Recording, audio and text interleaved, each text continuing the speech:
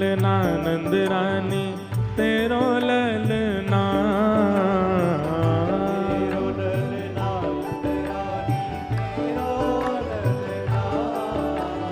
तेरो ललना महारानी तेरो ललना। गाओ भाव से। ओ जुग जुग जीवे री यशोदा मैया तेरो ललना, जुग जुग जीवे री यशोदा मैया तेरो ललना। अरे जुग जुग जीवे री नंद रानी मैया तेरो ललना, जुग जुग जीवे री नंद रानी मैया तेरो ललना। बड़े भागते यशोदा मैया ऐसो सुत तन जायो, बड़े भागते यशोदा मैया ऐसो सुत तन जायो। ओ बड़े भागते यशोदा मैया ऐसो सुत तन जायो, बड़े भागते यशोदा मैया ऐसो सुत। कैसो सुत? पूर्ण ब्रह्म जगत को स्वामी सोते ने गोद खिलायो, पूर्ण ब्रह्म जगत को स्वामी सोते ने गोद खिलायो। हाँ पूर्ण ब्रह्म जगत को स्वामी सोते ने गोद खिलायो, पूर्ण ब्रह्म जगत को स्वामी सोते ने गोद खिलायो। ओ याकू मगवा दे पलन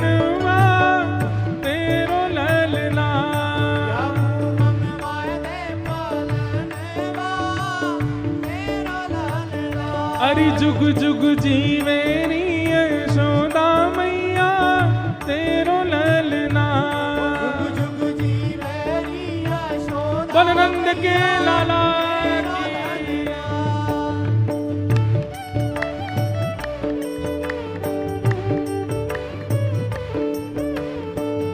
कृष्ण कन्हैया लाल की।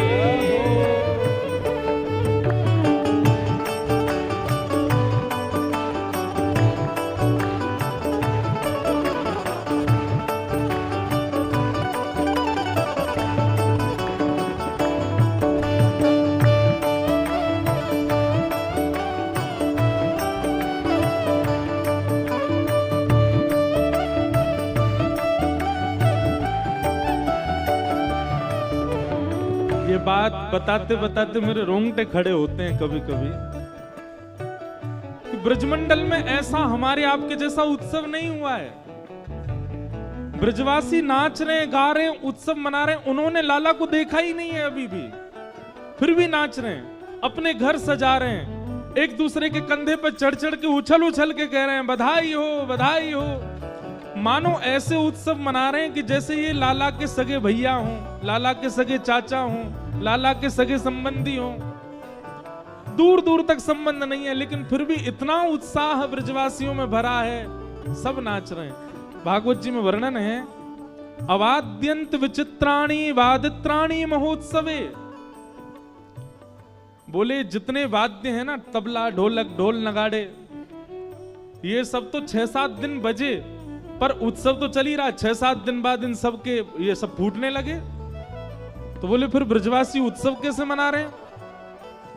तो व्यास जी वर्णन करते हैं, अवाद्यंत विचित्राणी। कोई अपने मुंह को फुला करके मुंह से आवाज निकाल रहा है, कोई आवाज निकलने वाली कोई भी सामग्री मिल जाए उसी को बजा रहे हैं। बिना बाल वाला कोई आ जाए तो उसके सिर को ही बजा रहे हैं, कोई किसी के पेट को ही बजा रहे हैं। बस उत्सव मना रहे हैं, सब नाच रहे हैं, गा रहे हैं, और सब कहा कह रहे हैं भैया बुरा मत मइयो, नंद बाबा के लाला भयो है तो को भी बधाई हो, तेरो पेट धन्य है जाए को नहीं कि यहाँ पे ढोलक बजवा ले। मोटे मोटे पेट वाले भी अपने ढोलक बजवा रहे हैं, कोई सिर पे बजवा रहा है, कोई अपने हाथों से विचित्र विचित्र वाद्य बजा करके सब नाच रहे हैं। सब ब्रजवासी कह रहे हैं हे यशोदा मैया, धन्य घड़ी जब होए यशोदा मैया कह के बोले।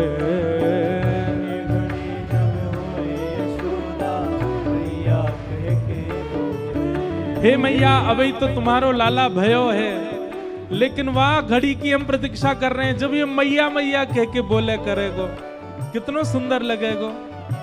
धन्य घड़ी जब हो यशोदा मैया कह के बोले, धन्य घड़ी जब हो यशोदा मैया कह के बोले।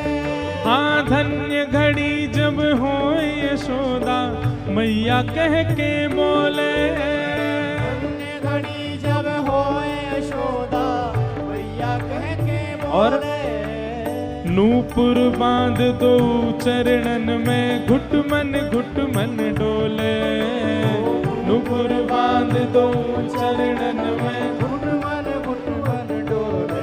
हाँ नूपुर बांध दो चरणन में घुटमन घुटमन डोले, नूपुर बांध दो चरणन में घुटमन और डोले। हो पकड़े बाबा की उंगरिया तेरो ललना, पकड़े बाबा की उंगलियां तेरा ललना।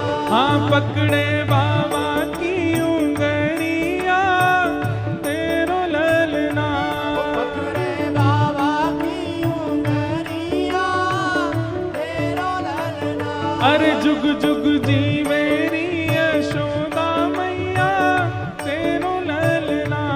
जुग जुग जी मेरी यशोदा मैया तेरा ललना। अरे हाँ तेरो ललना नंद रानी तेरो ललना। तेरो ललना नंद रानी तेरो ललना। ओ तेरो ललना महारानी तेरो ललना। तेरो ललना महारानी तेरो। जय हो जुग जुग जी मेरी यशोदा मैया तेरो ललना। जुग जुग जी मेरी यशोदा मैया तेरा ललना। हाँ जुग जुग जी मेरी नंद रानी मैया तेरो ललना। जुग जुग जी मेरी यशोदा मैया तेरा ललना। हे नंद घरा नंद भयो, कन्हैया लाल की।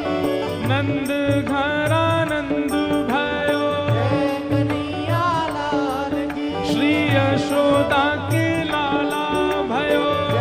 कन्हैया लाल की। हे जग प्रतिपाल भयो, कन्हैया लाल की। प्यारो राधा रमण लाल भयो, कन्हैया लाल की। प्यारो राधा वल्लभ लाल भयो। कन्हैया लाल की। हे नंद घरा नंद भयो, कन्हैया लाल की। हे नंद घरा नंद भयो, कन्हैया लाल की। हे नंद घरा नंद भयो, कन्हैया लाल की। आनंद घरा नंद भयो। कन्हैया लाल की। बोल नंद के लाला की।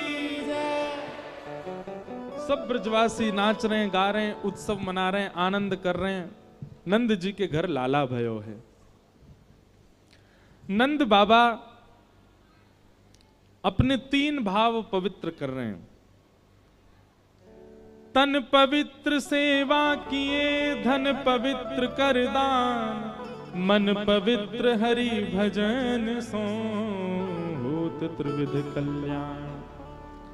नंद बाबा सब ब्रजवासियों को इतनी सेवा कर रहे हैं सबकी, कोई भी उदास नहीं है जाए, कोई भी हताश नहीं है जाए, सबन को। भैया देखो एक बात हमारी सुनो, ठाकुर जी का उत्सव करो, अनुष्ठान करो, भागवत कथा कराओ। अनुष्ठान उत्सव सफल कैसे होते हैं कि जितने भी लोग वहां आवे उनमें से कोई हताश होके ना जावे, उससे उत्सव सफल होता है। कोई निराश होके ना जावे। कई बार बड़े उत्सव होते हैं, बड़ी कथाएं होती, बहुत लोग उदास भी हो जाते हैं, पर यह उत्सव और आयोजन करवाने वालों की जिम्मेवारी होती है कि कोई उदास ना जावे, सबको हम संभालें। आप भले ही जितने दिन उत्सव होता उतने दिन दीन बन के रहो, सबके आगे हाथ जोड़ के रहो, पर किसी को हताश उदास मत होने दो।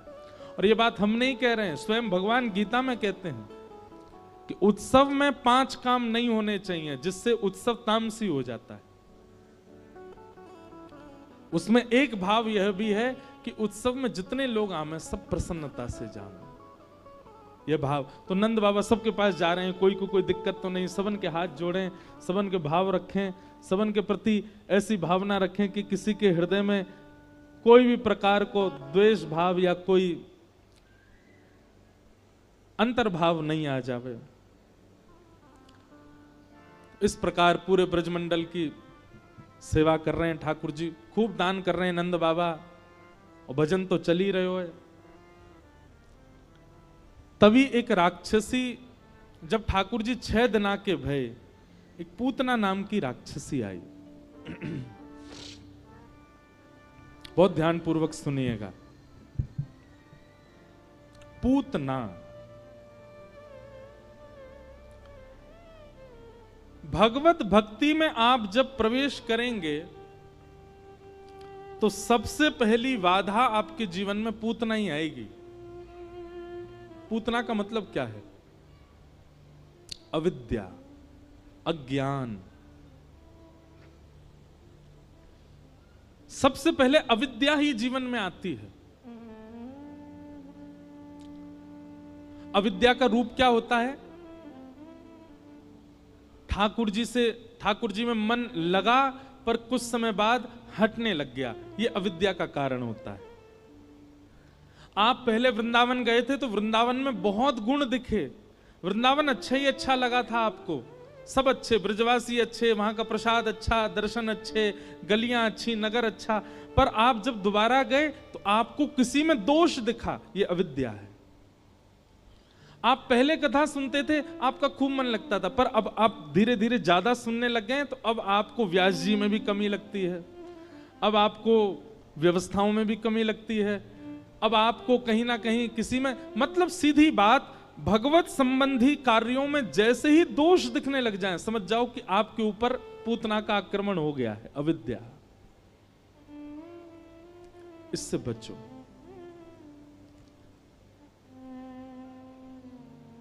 अविद्या से बचने का एक ही उपाय है, क्या? आप जो सत्संग श्रवण करते हैं उसका बहुत चिंतन किया करो, क्योंकि चिंतन जो होता है ना, वो चिंतन ही सुनी हुई बातों को, सुने हुए कथा को, वह उसका निचोड़ निकाल करके आपके चित्त में व्यवस्थित करता है, जिससे अविद्या रूपी ये जो वायरस हैं, ये सब आपका स्पर्श नहीं कर पाते। भाई औषधि तो आप ले रहे हो, 7 दिन कथा सुन रहे हो, उसका मतलब औषधि लेना। 7 दिन बाद इस कथा का चिंतन करना मतलब परहेज करना। कोई व्यक्ति औषधि लेता है लेकिन परहेज नहीं करता, ठीक हो जाएगा? वो नहीं हो सकता। परहेज आवश्यक है। आपको डायबिटीज बता दी डॉक्टर ने, दवाइयां दे दी, सुबह खाने से पहले, दोपहर भोजन के बाद, रात्रि सोने से पहले, जो भी हो। आपने 6 महीने दवाई ली, उसके बाद शुगर चेक किया 300 पार। डॉक्टर बोला दवाई लेते थे? बोले मैंने पत्ते खत्म कर दिए कितने सारे, रोज खाता था। फिर ठीक क्यों नहीं हुए? अपना भोजन प्रसाद बताओ कैसे करते थे? बोले सुबह उठते ही हम पराठे खाते थे, दोपहर राजभोग पाने जाते थे, उसमें जलेबी खाते थे, रात्रि सोने से पहले बढ़िया खांड की मिश्री का दूध पीते थे। डॉक्टर बोले भैया तू लाख दवाई ले, कुछ नहीं होना। क्यों? परहेज नहीं है।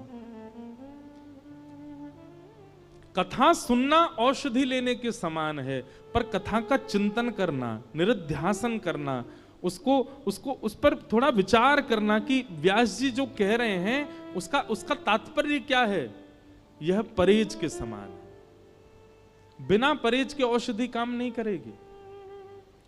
नहीं, कभी कभी मन में आता है इतने लोग कथा में आते हैं, सबको ठाकुर जी क्यों नहीं मिल जाते? क्योंकि औषधि ले रहे हैं, परहेज नहीं कर रहे। परहेज करो। तो पूतना से बचने का एक ही तरीका है, औषधि तो लीजिए पर उसका चिंतन भी करिए। तत्श्रवणवन प्रपठन विचारण परो भक्त्या विमुच्चेन्नर। बिना विचार किए लाभ नहीं मिलेगा।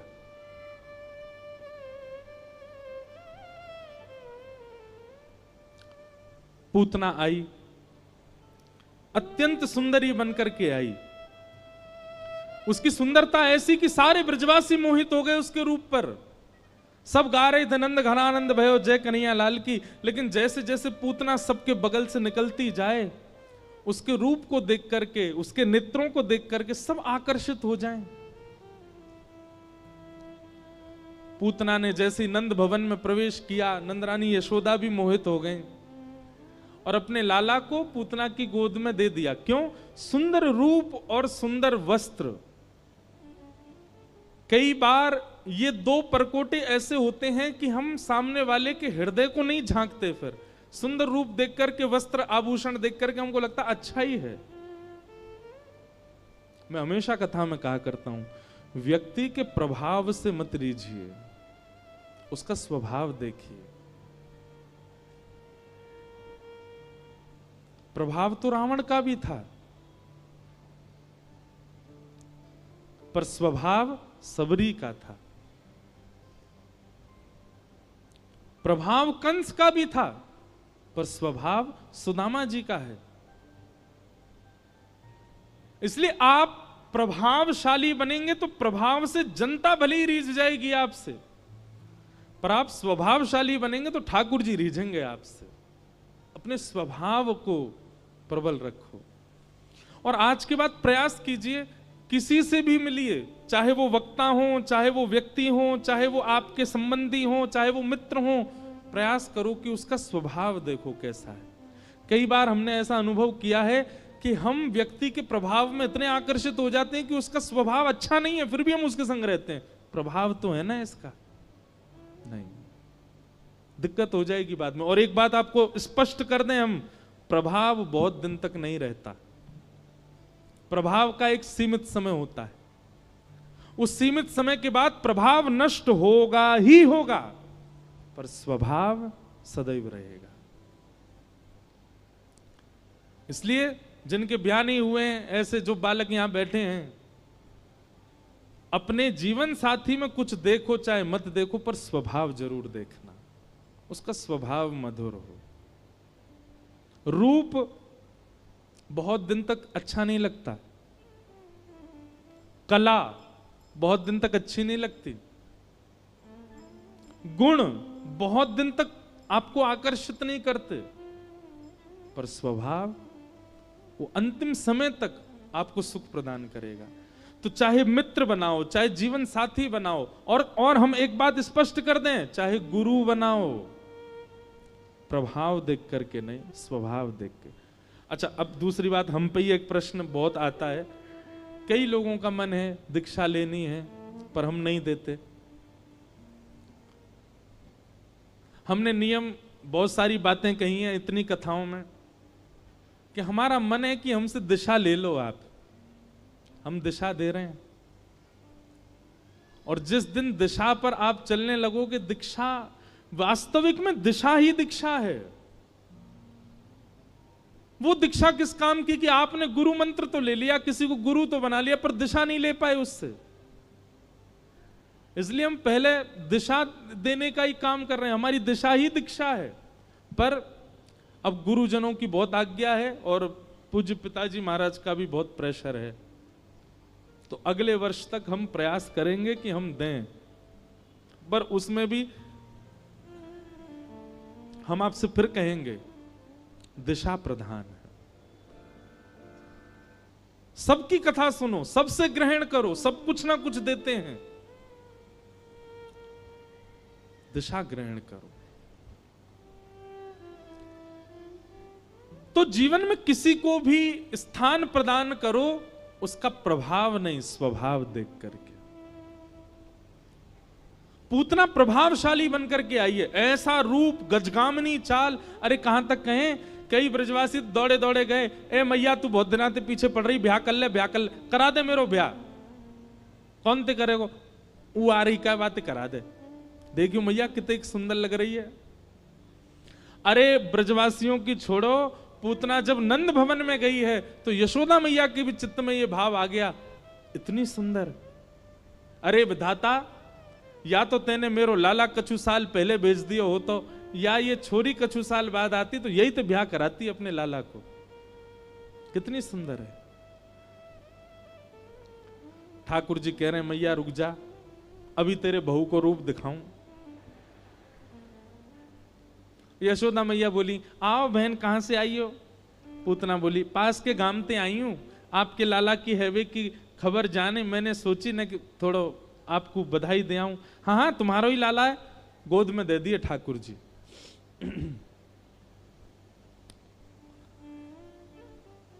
यशोदा मैया किसी कार्य से बाहर चली गई, इतना विश्वास अटूट हो गया उसके रूप पर कि ये अच्छी ही होगी। पूतना ने गोद में ठाकुर जी को लिया। अब यहां पर आश्चर्य की बात क्या, जिसके रूप पर सब मोहित हो गए, जिसके रूप को देखकर के सब आकृष्ट हो गए,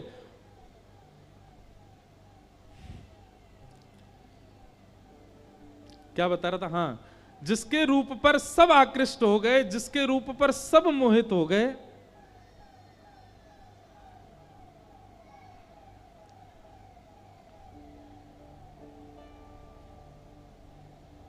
उसको ठाकुर जी ने नहीं देखा। गोपाल जी ने गोद में जाते ही अपनी दोनों नेत्र बंद कर लिए, दोनों नेत्रों पर हाथ रख करके भगवान ने उसके रूप को नहीं देखा।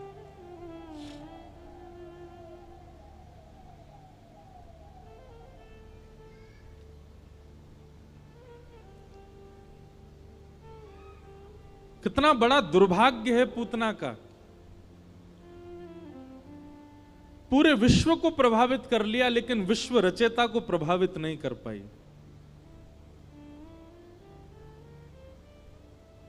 भैया आपने घर के सारे नौकर चाकर प्रभावित कर लिए, पर घर का मालिक आपसे प्रभावित नहीं है तो उस घर में कभी प्रवेश नहीं मिल पाएगा।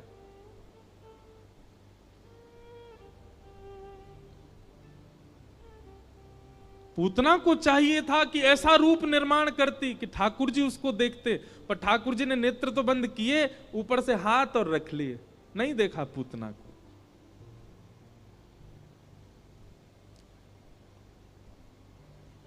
हम इस बात पर कहते हैं कि भाई कभी भी ठाकुर जी के सामने जाओ, पूतना बन के मत जाना। पूतना बन के मतलब ठाकुर जी ने पूतना को नहीं देखा, इसके पीछे हमारे संत जन कई कारण बताते हैं, कई साधन बताते हैं।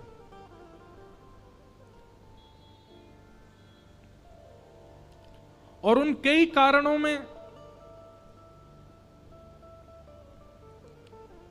एक विशिष्ट कारण है,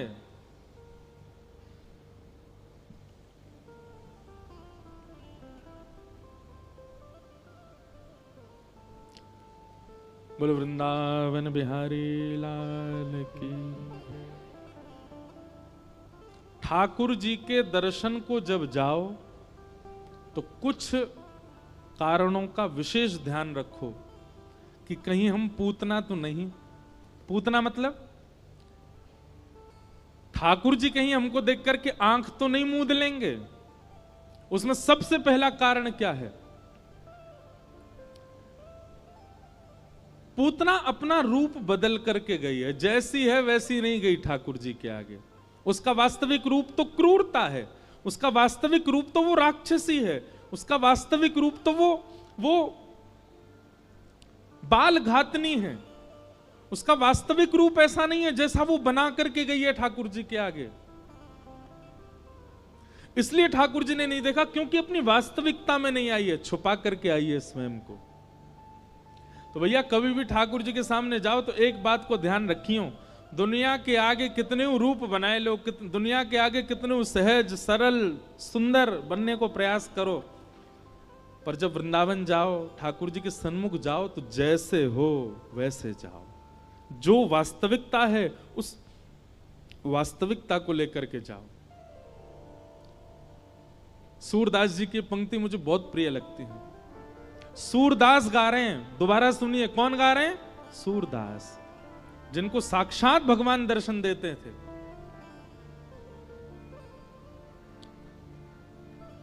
कौन कुटिल खल कामी मौसम, कौन कौन कुटिल खल कामी मौसम, कौन कुटिल खल कामी मौसम,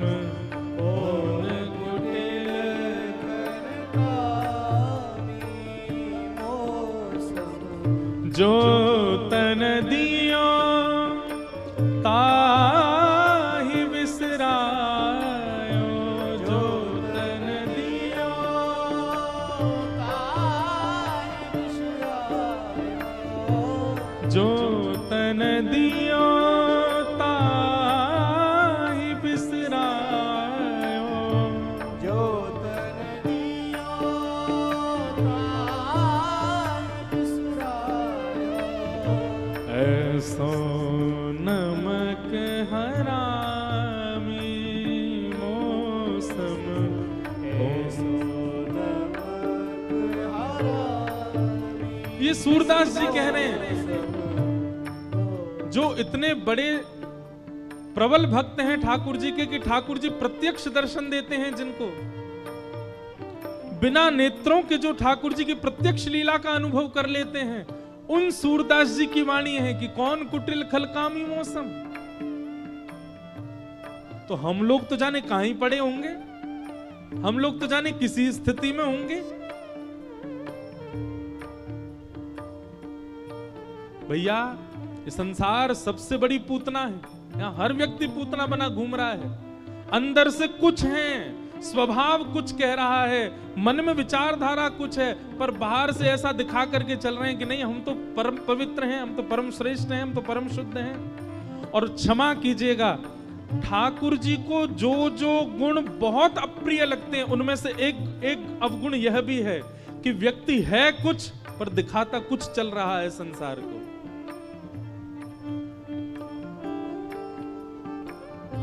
कौन कुटिल खल कामी मौसम, कौन कुटिल खल कामी मौसम, कौन कुटिल खल कामी मौसम, कौन कुटिल खल कामी। ठाकुर जी को जो अवगुण अत्यंत अप्रिय हैं, जिनके कारण भक्त सदा ठाकुर जी से विमुख रहता है, उनमें कुछ अवगुणों में एक अवगुण यह भी है, क्या कि व्यक्ति अपने स्वभाव से कुछ है पर बाह्य एक बहलूपिया बना घूम रहा है। और आजकल ऐसे लोगों की तादाद बहुत ज्यादा हो गई है संसार में।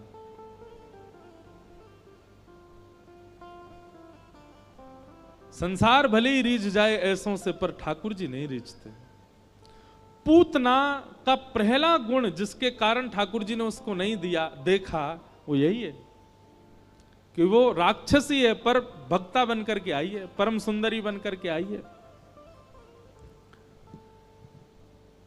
और दूसरा अवगुण, पूतना को ठाकुर जी ने क्यों नहीं देखा? पूतना आई, रूप बदल करके आई, पर आते ही उसने सबके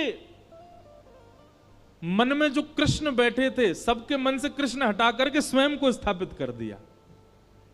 समझ में आई बात? सब ब्रजवासी नाच गार कर रहे हैं, नंद घरानंद भयो जय कन्हैया लाल की, हाथी दिन, सब उत्सव मना रहे थे। लेकिन पूतना के आते ही क्या हुआ? सब उत्सव मनाना भूल गए, सब उसी की ओर देखने लगे, उसी की ओर आकृष्ट हो गए।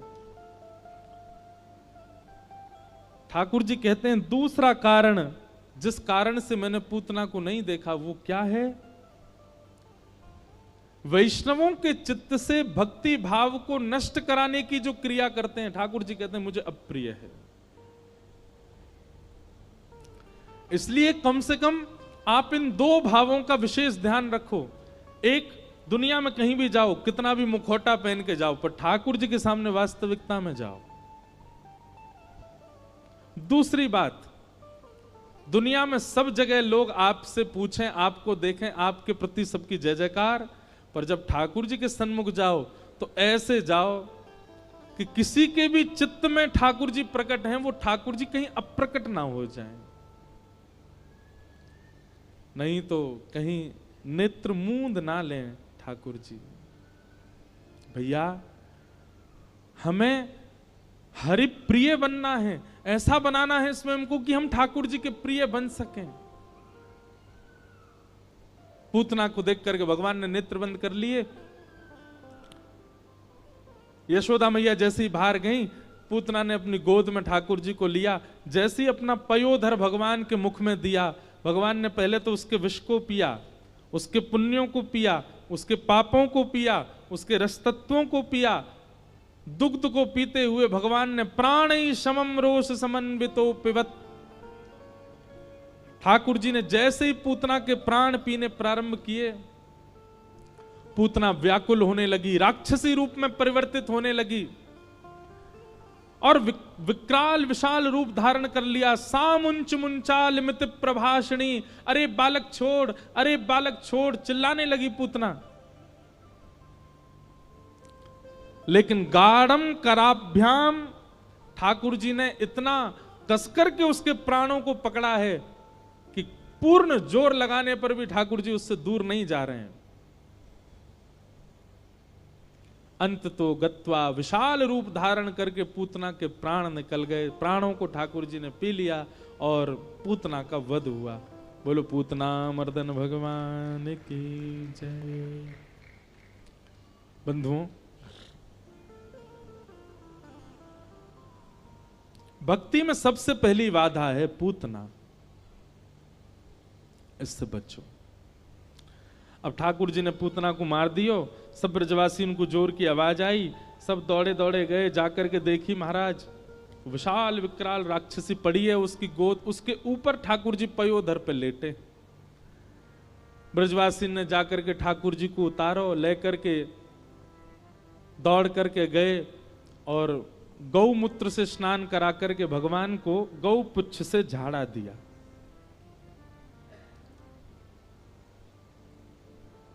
लेकिन यहां पर समझने वाली बात यह है कि पूतना को मार करके ठाकुर जी ने वह गति प्रदान की जो माता यशोदा को कभी प्राप्त होनी चाहिए थी। पूतना लोक बालग्नि राक्षसी रुधिरासना जिघांक्षयापि हरये स्तनम दत्वाप्सद्गतिम्।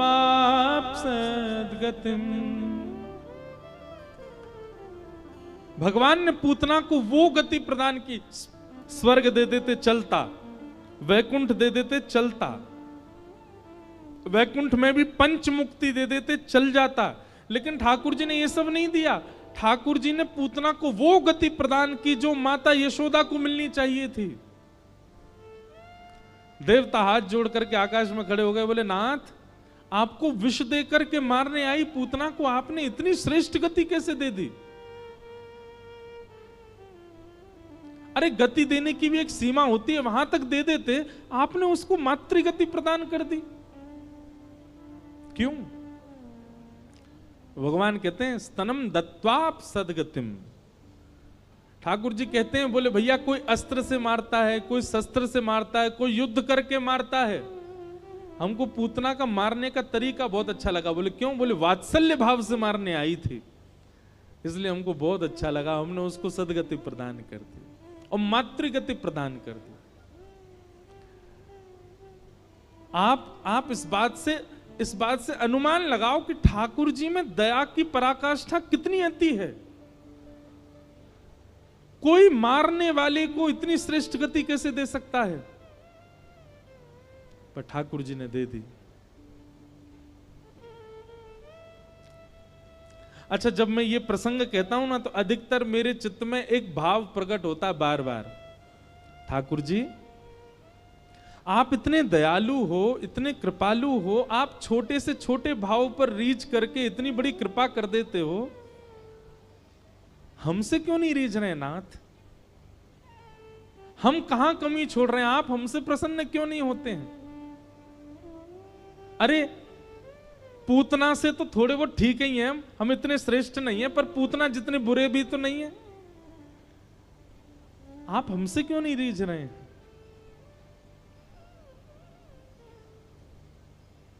क्या वह स्वभाव पहला सरकार अब नहीं है? क्या वह स्वभाव पहला सरकार? मेरा बड़ा प्रिय भाव है। ठाकुर जी से शिकायत है, हम गला फाड़ फाड़ के आपका यश गाते हैं, इतने सारे लोग अपने इतने विशिष्ट कार्यों को छोड़ करके आपकी कथा सुनते हैं नाथ।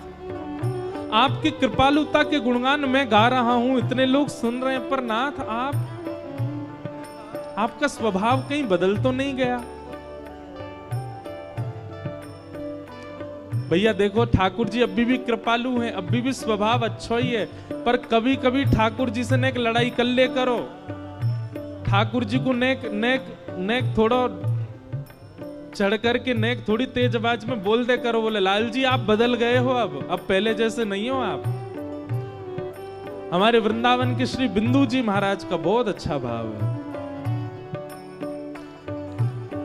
क्या वह स्वभाव पहला सरकार अब नहीं है? सब लोग का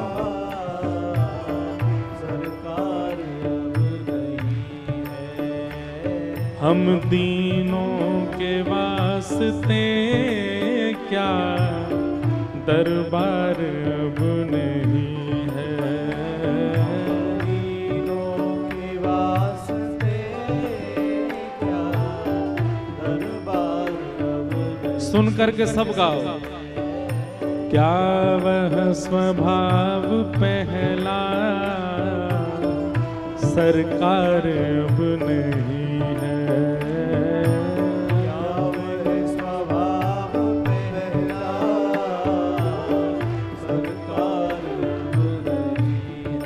ओ हम दीनों के वास्ते क्या दरबार अब नहीं है? दीनों के वास्ते क्या दरबार अब नहीं। क्या कह रहे हैं? या तो दयालु मेरी दृढ़ दीनता नहीं है, या तो दयालु मेरी दीनता में कोई कमी है शायद, दीनता नहीं है। या तो दयालु मेरी दृढ़ दीनता नहीं है, या तो दयालु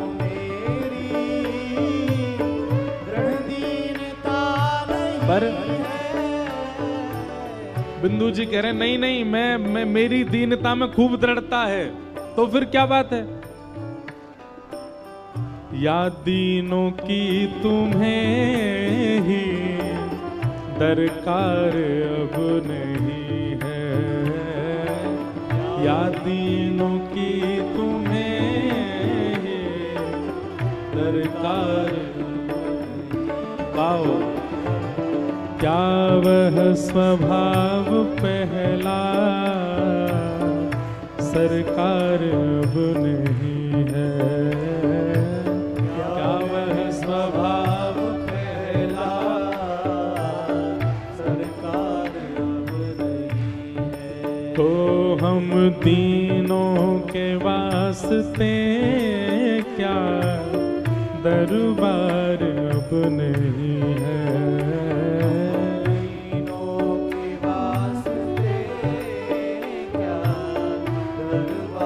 श्री राधा रमण लाल की।